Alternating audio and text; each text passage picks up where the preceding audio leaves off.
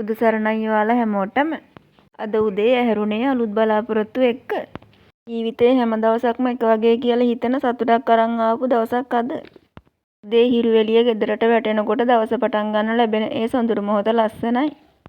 තේ කෝප්පයක උණුසුම, හිරු එළිය, කුරුළු හඬ මේ දේවල් හැමදේම හිතට සැනසීමක් ගේනවනේ.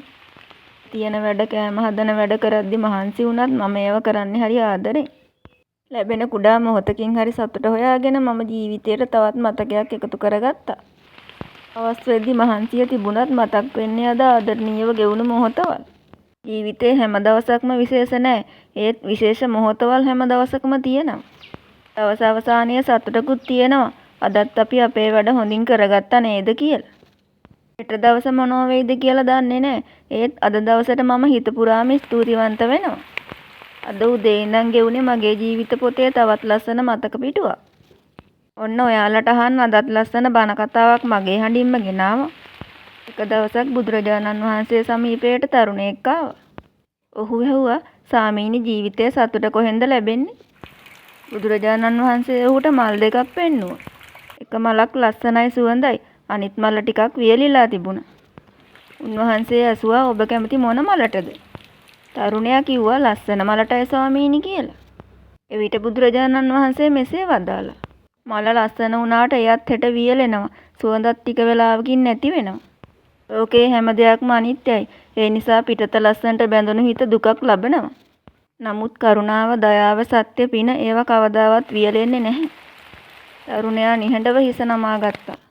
අපිත් ජීවිතේ බොහෝ වෙලාවට මුදල්, ලස්සන, తాවකාලික සතුට පසුපස දුවනවා.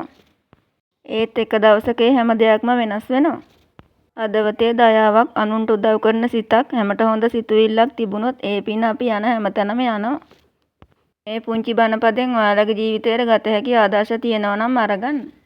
ජීවිතේ රැස් කරගෙන යන්න පුළුවන් එකම වස්තුව පිනයි. මල් වියලේ විසිරුණ වයසට යාවි.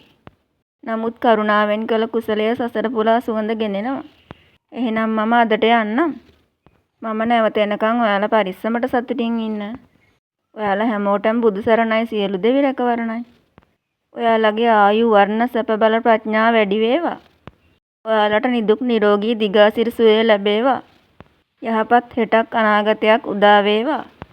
මගේ ජීවන යාත්‍රාවට ගොඩ වී මාව ශ්‍රවණය කළ ඔබට බොහොමත්ම ස්තුතියි. ඔබට තිබෙන නවග්‍රහඵල දුරු වෙලා, දෝෂාන්ධකාර දුරු වෙලා ඔබට ලස්සන අනාගතයක් හෙටක් උදා වෙනවා සත්‍යයි ඒකාන්තයි.